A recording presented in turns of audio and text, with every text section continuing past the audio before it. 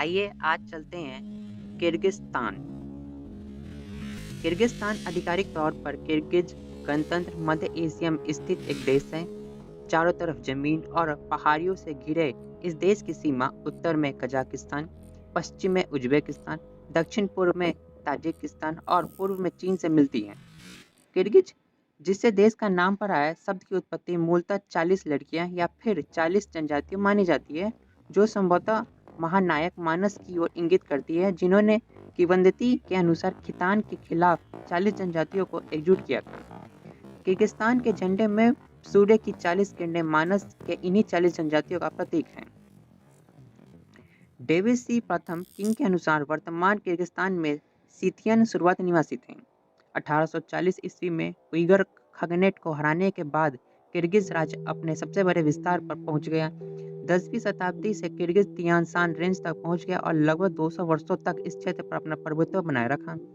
12वीं शताब्दी में मंगोल विस्तार के परिणाम स्वरूप किर्गिज प्रभुत्व अल्ताई रेंज और सियान पर्वत तक सिकुड़ गया था। 13वीं शताब्दी में मंगोल साम्राज्य के उदय के साथ किर्गिज दक्षिण में चला गया। किर्गिज शांतिपूर्वक 1207 में मंगोल साम्राज्य का हिस्सा बन गया। इसकी कुल झील सिल्क रोड पर एक व्यापारिक सॉफ्टवेयर था, जो व्यापारियों और सुदूर पूर्व के यूरोप के अन्य यात्रियों के लिए एक मार्ग भी था।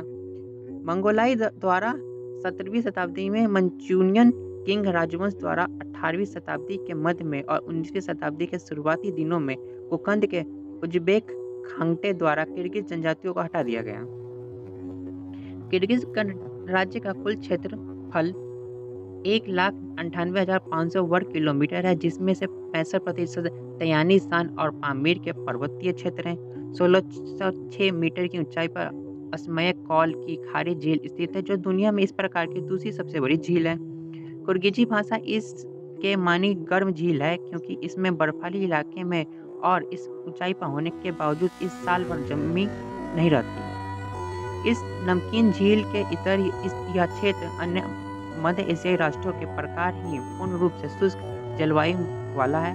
इसकी सीमा किसी समुद्र से नहीं मिलती।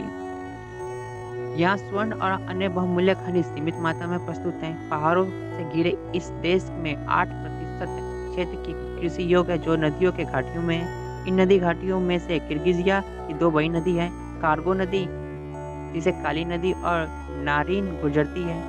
इनके संगम से सियानो नदी निकलती है।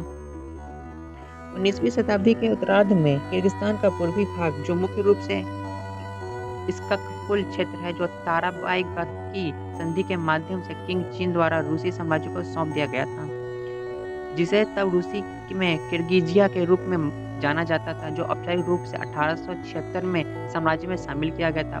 रूसी अधिकरण को कई विद्रोहों के साथ मिला था और किर्गिज के कई राज्यों के पामीर पर्वत और अफगानिस्तान को स्थानीय करने का विकल्प चुना था।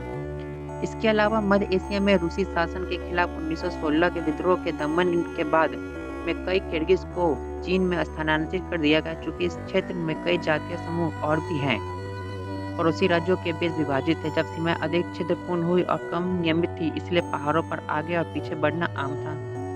जहाँ जीवन बेहतर माना जाता है, इसका मतलब अत्याचार के दौरान चारागाह और बेहतर सरकार के लिए बेहतर बारिश हो सकती है।